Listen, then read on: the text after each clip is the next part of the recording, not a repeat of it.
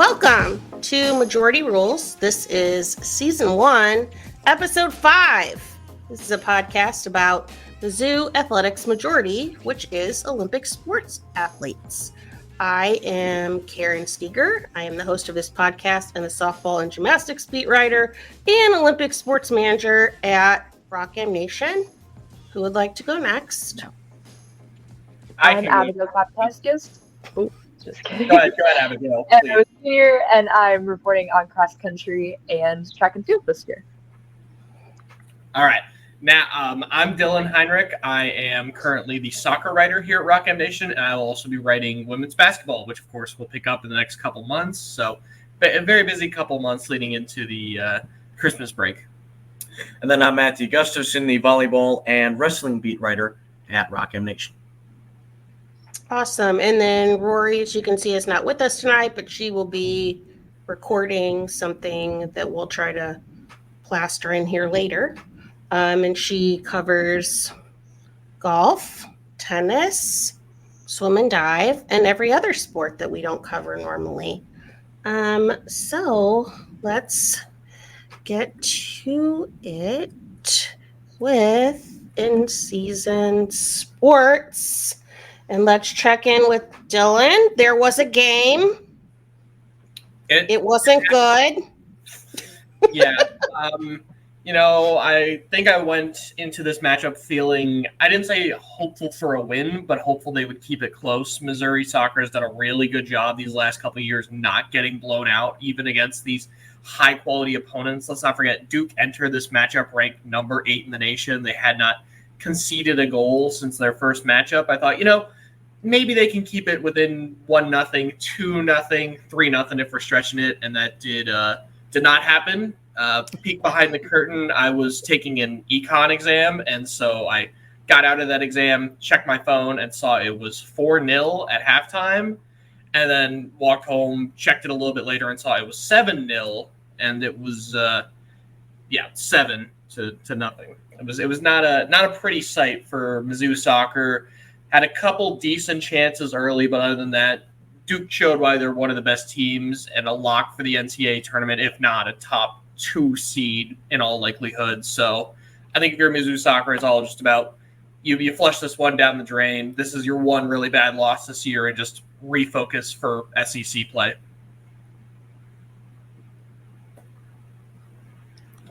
Yeah. Hold on. We don't need the sound on, but this was kind of indicative of the game. Yep.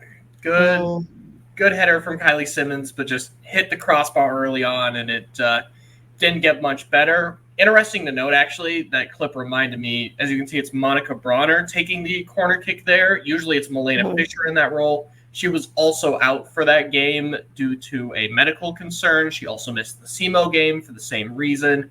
When I talked to Coach Golan after SEMO, didn't seem like it was serious. She thought she was going to be 50-50 for the Duke game. Ended up not happening. So after another week's rest, I would be very surprised if Milena didn't make it out on the pitch for the game Thursday against Texas A&M, but definitely something to keep your eye on.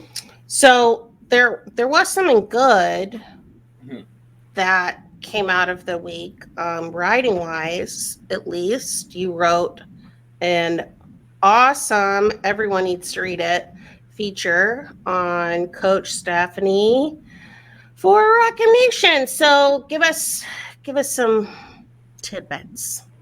Yeah, it was very interesting to hear about Coach Golan and her story.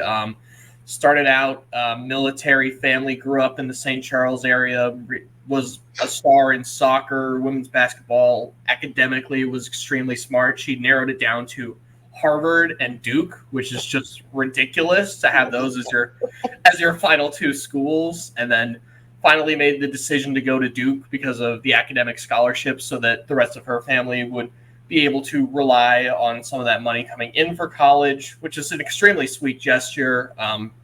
Started off really great career at Duke, had a couple injuries along the way, turned into more of like a student manager in her last couple of years, and really found a love for coaching. Bounced around the circuit a little bit, found herself as the head coach at Army for a couple years and found herself eventually at Minnesota. Had a lot of success, won the Big Ten championship, made a couple NCAA tournaments, then has come to Mizzou.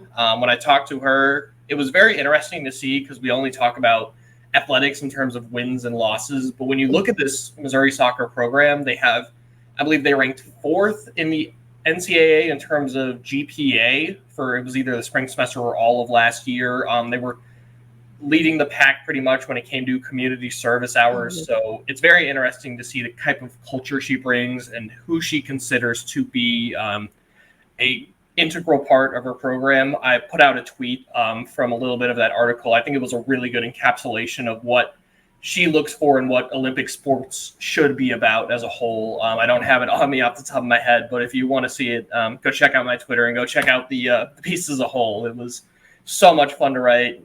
Absolutely amazing woman and just a role model that everyone should be looking up to. You're not going to talk about the burritos? Okay, that I did. That's like a piece of that. That's like a key nugget of the story. That is true. So, of course, the part that I found very funny is this originally started when the trip back to Duke kept hyping up these Cantina burritos. And so I finally asked her about it and was like, so what's the Cantina? So it's called the Cosmic Canteen. It's this little hole-in-the-wall restaurant in the Duke campus. It's their menu's all written out in chalk. They have like the steepest stairs known to mankind, and they're open till 3 a.m. So you can expect the type of shenanigans that can go on in a place like that. But I remember she hypes them up as the best burritos to ever exist. So I looked it up, saw a couple photos. She might not be lying. Those looked very enticing. So I think I got to make the trip out to Durham at some point just to say that I've tried them. I'm sorry, but if the world's best burritos are in Durham, North Carolina, I would be shocked. It would be, hey, who am I to distrust Stephanie Golan? What can I say? That's true. She knows all. Yes, it's so yeah, everybody needs to check that out. It's really great, really, really great. And got a bunch of really nice pictures, historical pictures of her throughout her years. Good stuff. So looking ahead, SEC play opens up. SEC Thursday. play starts Thursday. They get a home match against Texas A&M, who I wouldn't say they've struggled so far. They've done about as expected. They're a middle of the pack SEC team. They might make the NCAA tournament. They might not. So a loss against Missouri, the current state they're in, would definitely tank their tournament stock. So I would not be surprised if the Aggies are full force heading into it. But Missouri seems to hold their own pretty well, especially at home. They've rarely lose by more than 1 goal. So I would expect them to be very competitive in this match. I think the key, of course, is just going to be get your offensive threats going. Kylie Simmons has been close. She's got the 1 goal. Going to need to see some more. Bree Buells in her sophomore year still getting adjusted. I think if you can get those two, Milena Fisher back fully healthy, will definitely be an advantage. So I think if you need to beat the Aggies, you got to put up at least 2 goals. And I think those 3 are your primary candidates to do it. And then Sunday, they're at Arkansas, correct? Yeah, that is the magnum opus for this year. I mean, Arkansas is ranked number 4 in the nation right now. I don't believe they've lost a game. I think they've scored 35 goals across like 7 games, which you don't have to do too much math to realize that's a lot. So it will be a tough test for sure.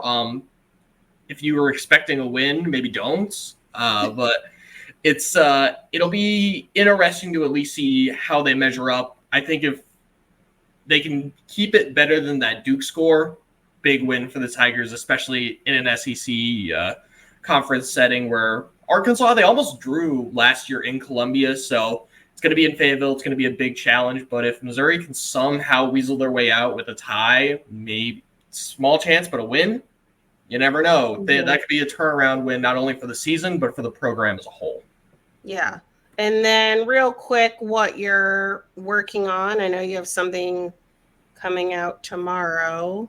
Yes. So I don't know exactly when it'll probably come out before this podcast goes live. So if you want to check it out, Probably.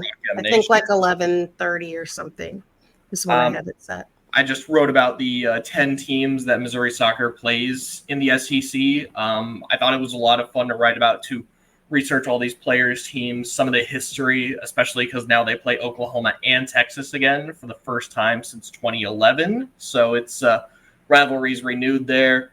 The big storyline coming out of that, Mizzou gets a lot of those other bottom feeder SEC teams at home. Could be some really good chance to steal some points. Other than that, got new Tiger targets where we'll take an even more in-depth look at Texas A&M and Arkansas, while talking a little bit about Duke and SEMO, kind of the yin and yang of the Tiger season so far. But so far, that's everything I'm working on so far. I actually looked it up. I'm dangerously close to hitting 50 contributed stories for Rock M, so that's also something that I will probably be putting out on Twitter when it happens. I've lost count That number with mine. I don't even want to know what yours is. I haven't checked mine. That's a lot of volleyball matches, a lot of interviews, a lot of duels. I've got to be at least. I feel like I've got to be near 75 by this point. Only there was. I know that not this past softball season, the softball season before that, I wrote it was like 25 to 27,000 words on softball. I did not look at it this year.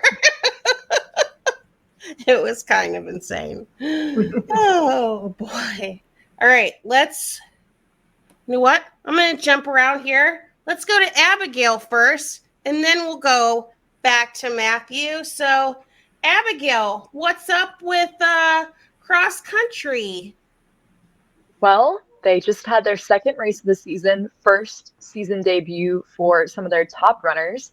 The Missouri Tigers went all the way out to the Penn State Spiked Shoe Invitational, which thus far definitely takes the cake for best named home meet. It's a very strange 5.2 mile race on a golf course. 5.2 doesn't equate to any typical PR course, 5, 6K, 8K. But those are the kinds of random, strange things we find sometimes in cross country. The men, super exciting, took third behind Syracuse and Georgetown. Georgetown is Coach Kyle Evermore's former school where he was part of the coaching staff. So he has some familiarity with the Northeastern programs. And I think in talking with him preseason, he was excited to see how they matched up. It wasn't close. They definitely took third. Syracuse and Georgetown were very comfortable, but they are both in the hunt for their respective regions. So that makes sense that the Tigers came in third, and they beat the host school, Penn State, which is always kind of fun. I was really impressed. Ryder James, Drew Rogers, and Blake Morris, their season debut, all placed within the top 25. And a huge priority for Coach Livermore in these races is to keep a very tight pack in those front 2 to 4 runners, depending on the race. And that's what James and Rogers did. They were really able to maintain basically dead even splits to the 5K, and then a few runners were able to get in between them. Every single runner that gets in between them tacks on points. So watch for them to execute that strategy even more, especially with the familiarity they have at the home course. But I was impressed with a course that none of those runners are familiar with to be able to do that. On the other side, we have the women. They took 7th. It wasn't great. It was led by Rahel Brumell in 21st. 7's not bad for the Missouri's program, but it wasn't. I don't know. I'd be curious to hear Coach Livermore's opinion on that. I guess that's all I'll say. Rahel Brumell led the Tigers. She was 21st. She was the only Tiger within the top 35. Interestingly, and Missouri cross country track and field Twitter, probably run by Ryan if I had to guess, got my hopes up because I'm live refreshing the feed, and she was in 4th place through the midway of the race and then dropped to 21st. So I'm not quite sure what happened there. And when you're not able to watch the race, it's really fun to piece together the story looking at the splits. But the positive spin on that is she was in 4th place through midway of a race in a very competitive field. I think that shows that she can get out quickly. And in some of looking down the stretch, being able to put yourself out quickly and having the courage right off the gun to lead a pack is impressive. Mm-hmm. So I'm going to take that as a minor win. My little mini MVP of the meet is actually going to go to first-year Charlotte Cullen. This was her first scored race as an official Tiger. She ran the Missouri home opener unattached, and she placed third. To be able to score for your team and only your second collegiate competition is really impressive, and I think it speaks to the strength of the Missouri's younger Tigers. I get to talk about rankings, which is super exciting because unlike other sports, Missouri or cross country in general really likes to wait with bated breath on their rankings. So the preseason USTF CCC 8 rankings came out August 26th. Indeed. And now we finally have week 1, even though they've raced twice. The math doesn't math, but that's just kind of how the world of cross country works sometimes. The women dropped from 10th to 13th in the Midwest region. Again, not really surprising after only one of their runners scored in the top or placed within the top 35. The men dropped 1 spot from 7th to 8th in the Midwest, and at first I was a little bit disheartened by that. However, after doing some digging, it's honestly less of a reflection of their talent and more random reflection of Bradley University of all schools. They have an impressive crew who jumped up 4 spots. Okay, so get this. It's hard to compare time from time because different courses, a good time on one course is nothing on a super hilly, challenging course. So unlike basketball or other sports, that doesn't work. However, 6K PRs are 6K PR. How can you run that distance the fastest? So Bradley raced for the first and only time yet this season at the Hawkeye Invitational in Iowa City, August 30th. They placed 5 runners in the top 10, all ahead of Iowa's entire squad. And more impressively, their first 2 scoring runners were 20 plus seconds ahead of Missouri's Ryder James and Blake Morris's PRs. Like the fastest Ryder James and Blake Morris have ever run. Yeah. So I was like, okay, that's fair. They deserve a better spot in the rankings. So watch out. The maths, I guess. This is why the rankings are determined. There's 1 coach representative from every region. I believe this is similar to volleyball's rankings. And they submit a vote. And I'm like, all right, so they know what they're doing. And also, quick little note, that's why I love cross country. I love cross country for this very reason, because the smaller conference schools can still cultivate impressive talent because it's such a more individualized sport. So you can have 2 Bradley runners who may or may not pace at the national championships. Looking ahead, Tigers are going to run next Friday at the Gans Creek Classic. Breaking news is my younger sister, Leah Klapatowskis, is going to run there, and I am so unbelievably excited. She is a true freshman. She scored for the UNI Panthers in only her second race. She placed 5th, placed 13th or 14th overall, but 5th for her team. And so I get to watch her race. So I'll be live tweeting the men's race, and then I'm going to go full fan mode, but come up with a race recap after. So yeah, that's Rahel and more footage from the spiked shoe. Also, guys, I don't know if we have any SEC rivalry fans out there, but hopefully this motivates some people to action. I was scrolling through all the cross-country accounts, and the Texas A&M Aggies had 5,540 fans show up to their home opener. And that is insane. Friday at an 8 a.m. That is crazy. Like, I don't even quite understand where all these people came from. Obviously, cross country is the best, so I get it. But, like, that's really, really impressive. They're not even the top school in the SEC. So if they can do it, I'm just saying, not only could you come watch the Missouri Tigers, we could also watch up-and-coming runner Leah Klapatowskis. So just saying, hopefully. Let's see what we can do next time. Yeah, I got a class at 9 a.m., though. That feels like an excuse. I don't know. I don't appreciate that. So I know you said that you probably will not live tweet the meets if your sister's running. So I think we'll probably just check in with you later on how that ends up going. I like the your sister. Yeah. I'm really excited. I'm super excited for her to come. She said, I'm curious to also get a runner's perspective on the course who's not a Missouri Tiger, because last year, all the runners I spoke with said the course was not fun, but it was also incredibly warm, and there's no shade. It's not through a forest. It's just a field. So I'm curious to see, kind of from an opponent standpoint who hasn't raced on the course yet, what it feels like. So yeah, stay tuned for that. Exciting. Cool. All right. So then now we'll shift back over to the roommates. Volleyball time. So, home opener weekend, Yep. Mizzou Invitational. Mizzou is the unofficial big winner. Yep, it's not an official championship because not all the teams played each other. It was kind of a weird setup because Linda were actually had their own invitational Friday and Saturday. So they literally just played the one match. Yeah, really weird. But nevertheless, the Tigers come out of it 3-0. We talked about last week, kind of had a little bit of a down week, right? Go 1-2 at the NKU Invitational, have that surprising loss to South Dakota. No surprising losses this time. They go 3-0, are dominant while doing so, starting with 2 victories on Friday. The first, the home opener against Kansas City, swept them 25-13, 25-15, and then just a little bit of a fall off, 25-18 in the third set. They hit 442 for that match compared to only 159 for Kansas City. They also had 7 blocks and 9 aces to the 2 blocks and 4 aces for the Roos. And in addition to that, they had the only player who hit 300 or better on the team with 5 or more kills for them was their setter. Anytime the most efficient player on your offense is your setter, you probably didn't have a very good match. And Kansas City did not. But they did have a better match than UT Martin. And I believe that the Kansas City match was also where you saw 16 different players get into the game for the Tigers. Yeah. Highly unusual. You will rarely see more than maybe 11 or 12 during a match. You look at the rest, you look at, for example, UT Martin that night, they got, something like 12, 13 in there.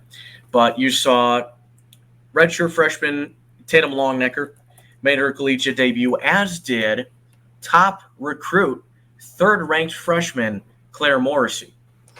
So that was a good moment. She unfortunately did not get her first kill in that match. She did get her first kill over the weekend, but it was more like she had a dig which went over the net, and UT Martin just didn't dig it. They just didn't like. It was more UT Martin not really doing what they were supposed to than anything that Morrissey did. But even so, you get your first career kill under the belt, always cool. But like I talked about, UT Martin, they were just not good. Like, there's really no way to put this. UT Martin, they did not have a good match. Mizzou took care of business, but UT Martin just was clearly an overmatched opponent. This is what happens when one of the better teams in one of the best volleyball conferences goes up against one of the worst teams in a lower-level volleyball conference. Mizzou sweeps it 25-12, 25-9. They stopped them from even reaching double digits, and 25-13. Mizzou hit over 500 in this match. They hit 513 and held UT Martin to a 0.79 hitting percentage, including a set in which they hit negative 0.077. Oh my gosh. Jordan Iliff had a big standout match in this one, 16 kills on 23 attempts, a 6.09 hitting percentage. She also added on 3 service aces and 11 digs, something that would eventually help her become the SEC co-offensive player of the year, which will not of the year, of the week. Just maybe it'll be the year. We'll get into in a minute.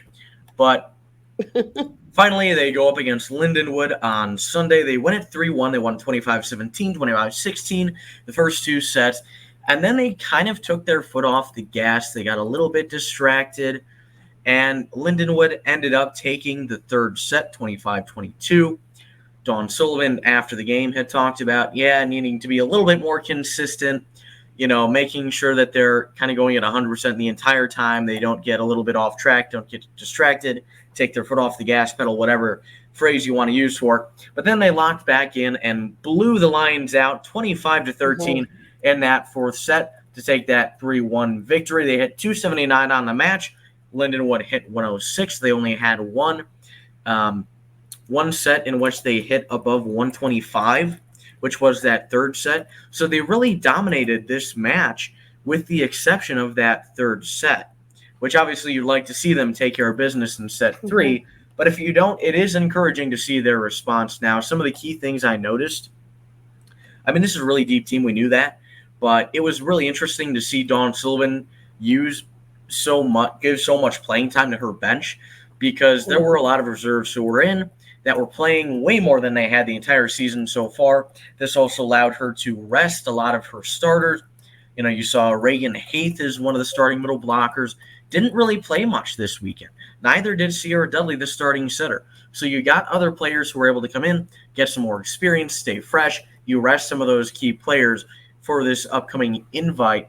And then something that kind of struck me from the Lindenwood match was the first 2 sets, they had a really good defense in terms of when they were out of system. You know, you make a really nice save, and then you kind of have to scramble to get it over right in 3. But they were able to scramble really well.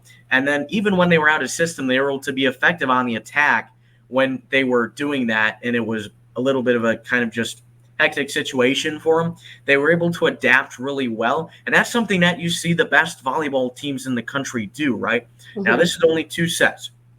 But if they can do it more consistently, that's going to allow them to reach that next level. And so that's going to be something that I'll be watching this Thursday and Friday, when, depending on if you go to the Mizzou website or the Lipscomb website, the tournament is either named the Lipscomb Tournament or the Lippy Invite.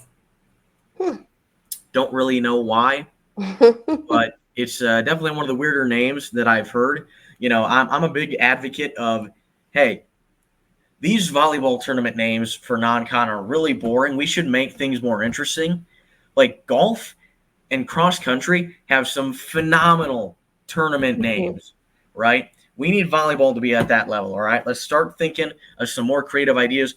But anyway, before we get to the Lippy Invite, Jordan Iliff, SEC Co-Offensive Player of the Week, and then Marina Crownover, the backup setter, got a lot of playing time this week, including in that Lindenwood match. She had a career high in both kills and digs, got her first career double-double, and that led to her being awarded SEC Setter of the Week. And then somebody else that really impressed me was middle blocker Colleen Finney, who had 3 excellent matches, is able to have, I think she had over 5 kills in each, and then I had a couple blocks in each of those as well. So, Dylan, let me put up the dagger, the Finney dagger.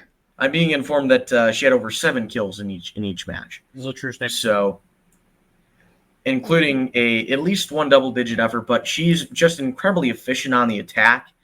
You know, she's not, the number 1 option on this offense, but when they go to her, she is incredibly consistent and incredibly effective. Like, look at that. That's just... And that's just a team like UT Martin, they're not going to be able to defend the quick set up the middle there, especially when they're out of system. That is just an absolute golden opportunity for Finney, and she's not going to miss that. I mean, that's automatic for her, really. Yeah. I just want to keep watching it over and over again. So coming up, the Tigers have 2 matches at the Lippy Invite. Thursday, Friday, they got Lipscomb, and then bragging rights in volleyball. They're going to be facing Illinois, but it's going to be in Nashville. So that's, didn't expect to ever hear Mizzou versus Illinois taking place in Nashville, but here we are. Yeah. So there you go. But honestly, and this may sound like a controversial take, but Lipscomb, honestly, it might be the more entertaining matchup and the tougher opponent. I mean, this is a team that was second in the Atlantic Sun last year. They had a higher RPI than Illinois. They had a better record. This is a team that is returning almost all of its key pieces, including the ASUN Player of the Year, 2 all ASUN outside hitters, and some other starting players as well. So they're not going to be a pushover. They're going to be looking to push this to 4 or 5 sets, And if Mizzou overlooks Lipscomb, they could give them some trouble. But then, of course, you have Illinois, who was picked to finish 11th out of 18 in the Big Ten. I said I project that one to be a Tigers win as well. I would say maybe 3-1. But this is going to be a really interesting one because, again, two opponents that are at a higher level than we saw at the Mizzou Invitational. So, again, do they struggle after a strong weekend, or are they able to build that momentum heading into SEC play? Do they look kind of like that NC State match where you're facing a relatively tough opponent, but somebody that you should still beat, and then you end up really dominating? So I think that if you see that in these matches, then you feel really good heading into SEC play. I feel like Dawn's going to get him back on the right track. Like, I think I don't think that she's going to like too much that they let the one set from Lindenwood get away from them. Like, you gotta keep your foot on the gas. Stand on their throats. Some football coach used to say something like that. Like, just Cobra Kai, no mercy. Volleyball is a merciless sport. Yeah. You go for the kill and you don't stop. Yeah. In more ways than one. Because they do have kills. Yes. That's in what more I think. ways than one. I have my own MVP from the game on Sunday. I do not know the person's name.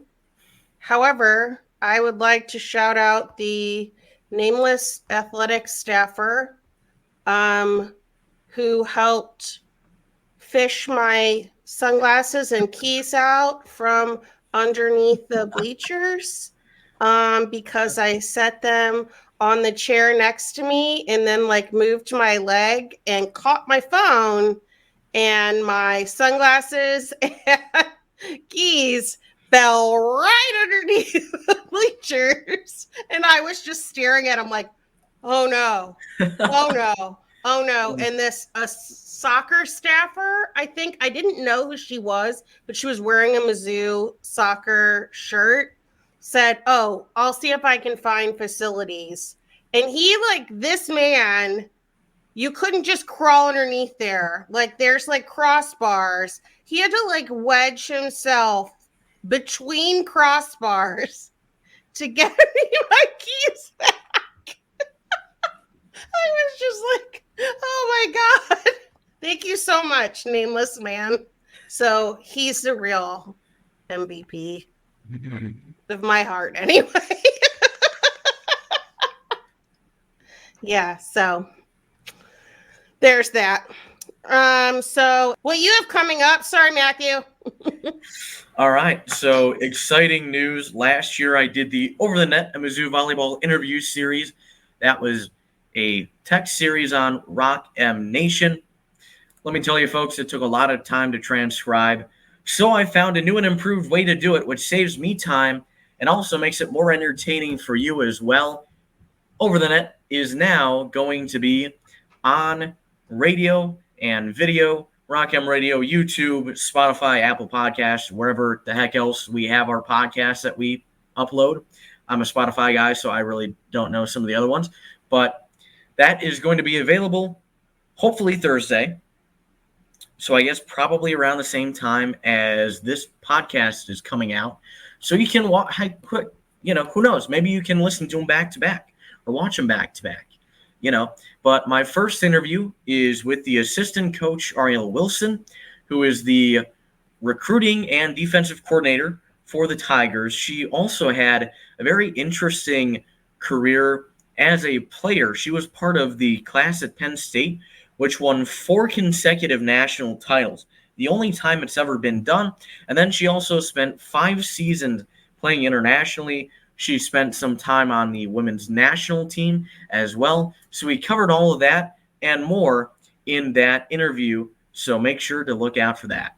We'll go to Rory's update and then out of season sports. Hello, everybody. A little bit of change of scenery for me this week, but I'm here as always to provide you with your golf update. Now, last weekend, I talked about the women's golf team and their invitational in Kentucky. This week, I'm going to tell you all about the men's golf team and their 2 tournaments they played in. So, if we start with the Put Me In Coach Invitational, Virgilio Paz won in a playoff and in his first collegiate tournament win for him, which is huge props. Definitely a player to look out for the rest of this season. He's going to continue to make a wave. If we look at the other 3 players that placed in this invitational, you got Trent Murrell in 3rd, Trevor in 5th. So you got 3 top 5 guys on this team cruising into the rest of tournament play, and Jacob Hansen in 14th. So huge showing for the Tigers. Incredibly impressive for a start of the season to them. Definitely something to keep an eye out for. Now, the rest of the team was over the border in Canada, the Canadian Collegiate Invitational. Now, heading into day 3, guys, those Tigers, they were in first place with a huge lead over pesky Notre Dame. But, today just was a rough day. Round 3, shot +10, and it moved them into second place. They still shot 12 under par, which is so huge for this team. I'm going to try and share a little graphic for you if I do this right. Okay. So here you've got your invitational up here. You've got Vika Viscari, who took 5th place overall. Huge accomplishment for him. Shot under 8.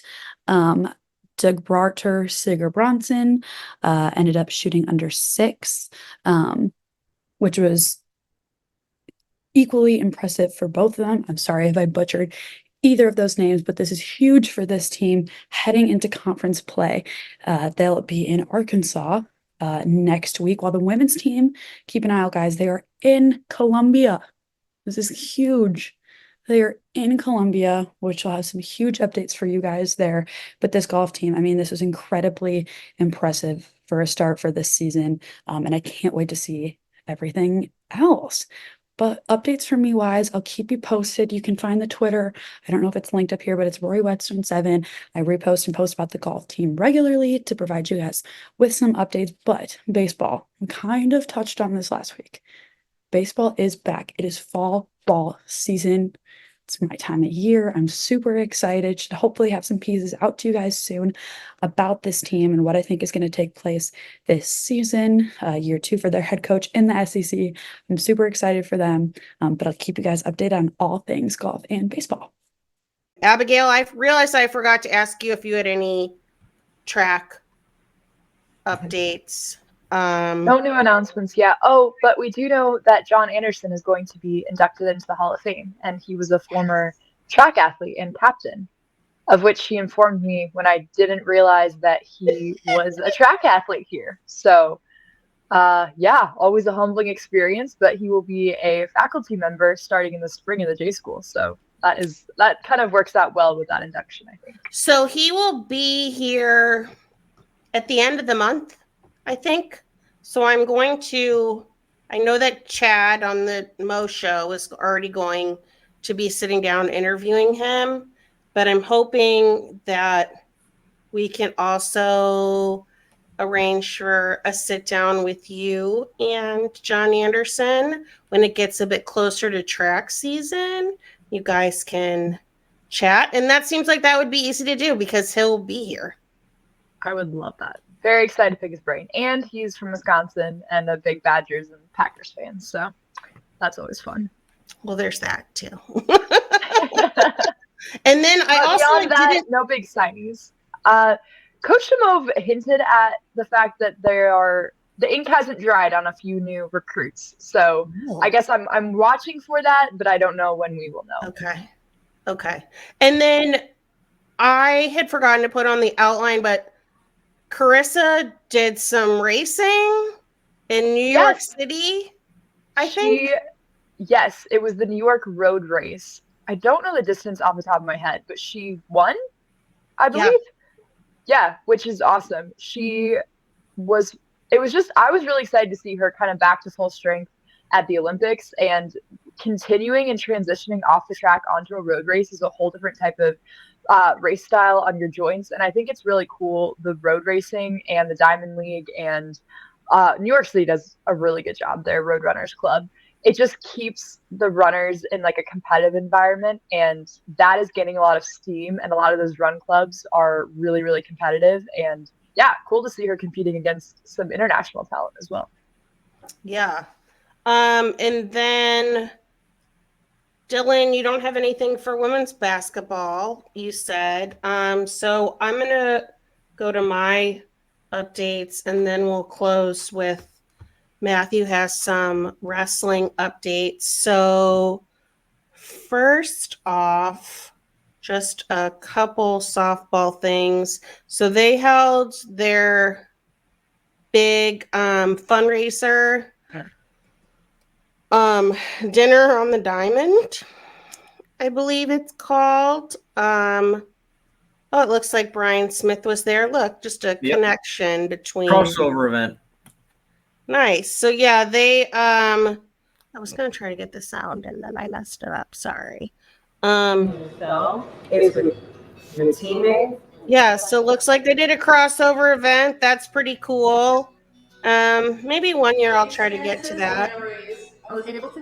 It looks really neat. Players sharing their stories, all that kind of stuff. We cannot do what we do without you guys. I love what I do. I love where I do it at. But most importantly, I love the people who I do love it. If I did it.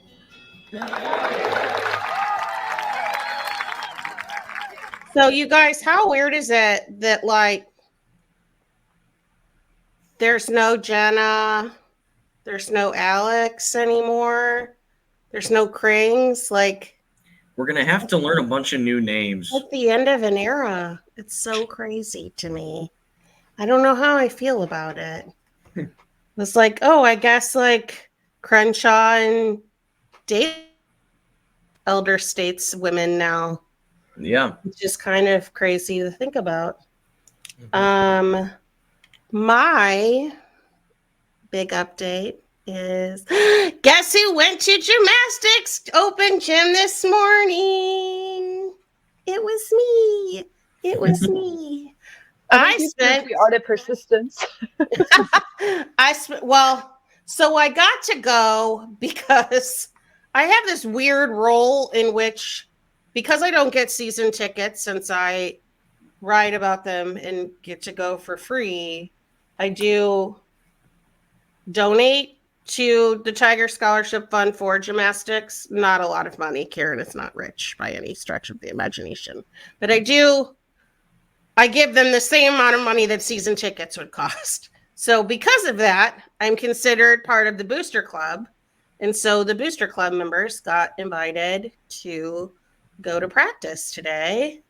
And it was really awesome. I was there for like 2 hours, I think. Didn't really see a whole lot of full out routines. They put out some stuff on socials on Friday that looked like full out routines on vault and bars, but it was more like endurance work. I spent a lot of time in front of the balance beam with Coach Jackie Turpak going over more dance type of moves on the balance beam, which you know that they do them, but didn't really think about how she was involved in that aspect of it. And then Lacey Rubin is actually the head beam coach. So she was talking about how they were doing something called endurance beam. So they would have them do a number of different motions, like to get tired out almost, and then have to like do one of their skills after that. So it kind of was cool to watch, like, you'd never know how they go about doing things like that. So I thought that was really neat. And then I saw a lot of vault as well. I did not take a video of them doing this, but in order to make sure that they're getting high enough above the pommel horse, they put this like large white thing like on the back of the pommel horse. And so they had to go and do their rundown and then make sure that they cleared that white thing to make sure that they were going high enough. So that was pretty interesting as well. Had a talk with Shannon for a little bit. He said that he thinks Hannah Horton, who is a sophomore this year, he thinks that she's going to be really big for them because she wasn't there all the entire summer last year, because most of the time the freshmen don't come in until July. So she was here all summer, got to work with her all summer, and he really thinks that she is going to be huge for them. I talked to the Booster Club president, Jan Summers. She said when she was there on Friday that she thinks that, keep in mind, vault last year, Mizzou only had three 10.0 start value vaults. She thinks they might have 7, which is more than can fit in a rotation. So that is pretty awesome. So I do have a couple of videos. I'm going to hope that this works. So this first video is freshman Rayleigh Jackson. This is just a practice. What Nate Salzman told me later was kind of like a warm-up vault. I thought it looked pretty good.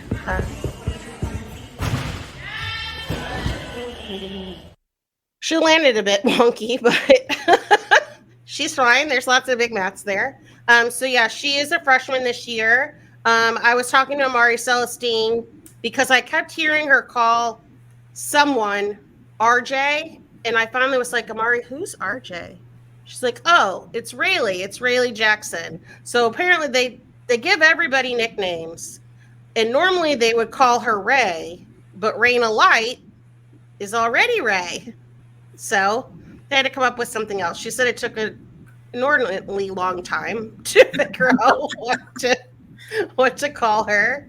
And then she said that, like, so last year when Mara came, Mara's would have naturally been Mar, but Amari's nickname is already Mar.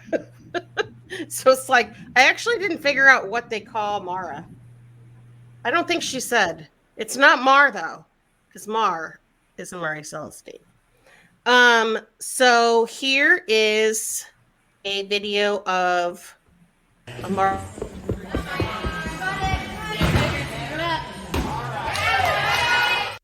Much ran into the wall.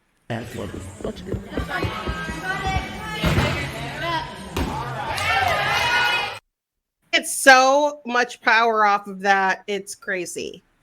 And then finally we have one more. This is Addison Lawrence's dismount on beam. So Addison Lawrence was out all last year because she had hip surgery. Shannon said that she is 100% back on beam now. And he says that she's probably about 75% on bars and floor. So that's pretty awesome, especially because, I mean, she had major hip surgery. Like, it wouldn't have been that crazy for her to still not be ready at all, given what somebody that I know that's an occupational therapist said that normally that kind of injury takes back. And then after that, we'll see Kaya Tanskinen, I think I said it right this time, doing a really cool mount.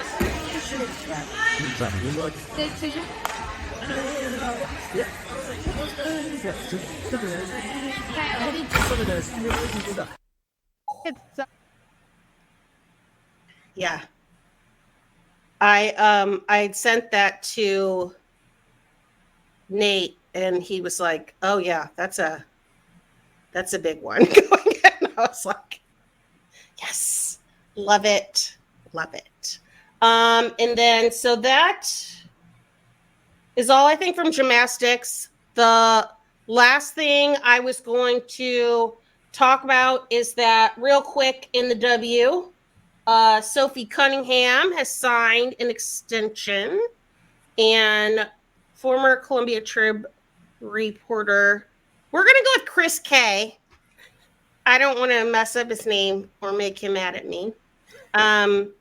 He works for Fox 32 now in Chicago, and so he covers the Sky and all the other professional teams around the area. And he happened to catch up with Sophie at the Mercury Sky game this weekend and got some audio for me. I will also put up this photo. So there's apparently quite the contingent of Mizzou fans there. So that was pretty cool. And then I do think that Mizzou, that outside of the state of Missouri, Columbia does have the largest Mizzou alumni base in the country. Chicago. Yep. Because I think it's Chicago and then Dallas. I think that's right. I think that's right. I think they were also doing a trip there. Like some organization was sending a bunch of kids to Chicago for that game itself. And I know that they got like special privilege, so I would assume it was attached to that. I think if there wasn't football, I would have found myself on that bus or plane ride up too. Yeah, it's really awesome. So this first clip, I have to remember to turn this up louder, is her talking about her extension real quick. It's only like a minute and a half.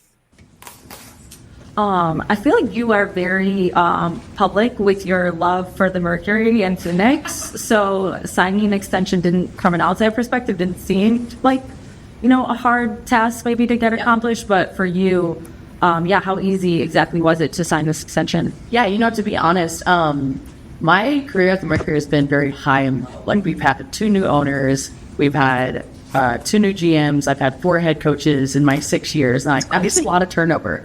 And so for me, I before Matt came in, I was open to different ideas. Like I'm a very loyal person, and I've been with the Mercury, and I love it. I think it's my new home away from home. And so I was a little iffy about if I was going to come back. But then you see what Matt was doing, not only for us, but for the community of Phoenix, and all the resources and how much he's pouring into women's sports. And it's not just show. He has a daughter. He sees where our culture can improve. And so for me, it was an easy choice. I love the vision and the culture that we've created already in a year of new people in the front office and a new coaching staff. And so for me, I just love the vision. I'm going to be a part of it. I'm going to be excited about it. And I'm genuinely really excited to see what the future holds with me and the Phoenix Mercury. Yeah, so I thought that was pretty cool. They really had, I'm a Mercury fan because Brittany Griner is like my favorite player on the earth. And they really have been through it with so many different changes, different players coming in and out. Like, it's been pretty wild. And then this last one is Chris actually asking Sophie about her time at Mizzou. It's a bit also difficult. How different of a player are you from being a freshman in Mizzou all those years ago to now? What have you had to learn? What have you had to change? Man, that is a great question. I think my biggest thing was you have to stay ready. Like, you never know when your number is going to be called. I think the first couple of years, really 2.5 years I was here, I was D-sub, which, looking back in hindsight, like, that's pretty phenomenal that you get to be first sub. And so, but when you're in it, you come from being the star for wherever you come from. It's like why, you're just like starting over again. But I think you learn a lot. And I think that kind of speaks to our culture now today too, is like, you get to where you want to be and you expect to have this much money, you expect this much fame, you expect all that type of stuff and those are the most unfulfilling things ever. It's like, what am I learning through each process and each step of the way in this journey? And so for me, I've learned a lot. I've learned that I just need to be me. I think the more that I'm myself and my goofy, silly, competitive self, that actually I shine more. And so it's like, be your own person. Don't compare your journey to anyone else's. But I will say, I'm glad that I learned that early, because now looking back, I've started the past 2 years. Now you bring on 4 Olympians on our team, and I'm coming normally off the bench when people are healthy. It's also difficult. How different of a player are you from being a freshman in Mizzou all those years ago to now? Oh, there we go. Yeah, so I thought that was pretty cool, especially because she really did go from, being the star at Mizzou to playing behind Diana Taurasi and having to deal with it. But the thing I like about the Mercury is that they really do seem like they allow everybody to just be themselves. So Sophie can be her normal, crazy, wild self, and they just they love it. So I think that's super cool. And then we will close with Matthew. Wrestling.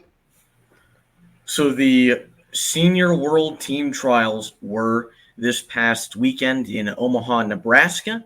There were 3 current and former Tigers participating. And before I get to that, if we come up with the nicknames for each other, I nominate this guy to be called the Count, because he just loves holding up like from Sesame Street. But anyways, we'll start with the former Tiger, Jared J. Hughes, who I guess is actually, he's a current Tiger again, because he's now, I believe, the recruiting coordinator on staff. So he picked up an 8-2 decision in the round of 16 at 70 kilograms. And then in the semifinals, he ended up dropping that match 8-3 to PJ Duke. And then after that, the freshman Aiden Sinclair up at 92 kilograms. He ended up losing, as I accidentally clicked a wrong tab here. Anyway, ends up winning his first matchup in that round of 16, just like we talked about with Jared J. Hughes. He won that one 11-0. Wow. So if you win by more than 10, then I think that counts as a tech fall in freestyle. So I think that would count as a technical fall against Connor Mirasola. And then ends up going, technical difficulties, folks. My computer's not cooperating with me. But he ends up going to the quarterfinals. Still sound great. Ends up going to the quarterfinals and loses 13-5 to Jonathan Aiello. Now, I buried the lead here because I wanted to build up the suspense. Keegan O'Toole. We all know him. Really good. Love really him. Good. Right? Good Ends stuff. up winning, again, that technical decision. Not sure what term they use in freestyle for it. But he wins 11-0 in the round of 16 over Andrew Dixon. And then you get the one which everybody was looking at. As soon as I saw the brackets come out, I'm like, ooh, I really hope this happens. And it did. Keegan O'Toole, David Carr. They meet again. And Keegan got his revenge for that semifinals loss, or at least as much revenge as you can get for being denied a chance to go to the championship match. But he beats David Carr 9-4 in the quarterfinals. And that brings him to the semifinals where he faced Chance Marsteller. That one didn't go as well for him. He ended up dropping that one 6-0. But Marsteller is a guy who's been professionally wrestling for several years now. He's been out of college for a couple of years. And he's a guy who won, I believe, last year's U.S. Open. So very accomplished athlete. No shame in losing to a guy like that. But I think really the key there is that, O'Toole, very comfortable victory, right, over David Carr. Mm-hmm. So that's a very encouraging sign, especially that he got all the way to the semifinals. I believe that his weight class he was at, 79 109 kilograms is a very good equivalent for the 174-pound weight class that he's going to be at this season. So encouraging signs, and he is looking exactly like the national title contender that we are expecting him to be. Awesome. Thank you, Matthew. And finally, we've reached the end of our show. One last thing before we get out of here. Please head to rockmnation.com and support all of these fine people and the rest of the people that work for Rock M Nation. Last week alone, 40-something articles. It was a lot. And that's without even starting in on all of the men's basketball player previews, of which there are 6 bazillion. That is the actual number. So yeah, we have a lot of stuff coming out here. So you can support us by subscribing to this podcast feed and leaving us a 5-star review. That would be awesome. You also can join our subscription service, Rock M Plus, for just $5 a month. $5. And you can follow us on Twitter. I am at Karen Steger. Matthew is at M_Gust. Oh my God, why can I never say her name? Gustus 27. It's not even a bit. Like, I just can't speak, apparently. Dylan is at Dylan R. Heinrich. Yeah, his is a little easier. And Abigail is Abigail_clap. Clap. So thank you for joining us. See you next time. Let's try this again. MIZ. ZOU. I thought we were going to do like the Roly banner with the multiple sides this time. I told you I could not get that off my window. It is decrepit, and I will break it if I try to take it down. So sorry. We're just going to have to use... Here, hold on. MIZ. ZOU. So ugly. Oh my gosh. See you next week, guys. Bye. Thank you, everyone, for tuning in to Rock M Radio, a proud partner of Fans First Sports Network. Rock M Radio is the official podcast network of Rock M Plus, a new and exciting subscription service provided by me and the other voices of Rock M Radio. Please take a few moments to head over to rockm.plus and sign up for an account today. The cost is only $5 a month, and the benefits include access to our live podcast, a subscriber-only message board, weekly newsletters, and more. If you enjoyed this episode of Rock M Radio and would like to see more just like it beamed directly into your personal device, make sure to click the subscribe button below and tell your friends. Our podcast feed is available through the Apple Podcast app for iPhone, Google Podcast app for Android, whatever app you listen to your podcast. You can also find Rock M Radio on Spotify. If you're looking for a podcast about your favorite team that is not the Missouri Tigers, Fan First Sports Network is your answer. A full podcast network loaded with the team-specific podcasts covering Major League Baseball, the NFL, NHL, NBA, MLS, and more. And we'll be back with more episodes of Rock M Radio coming to you soon.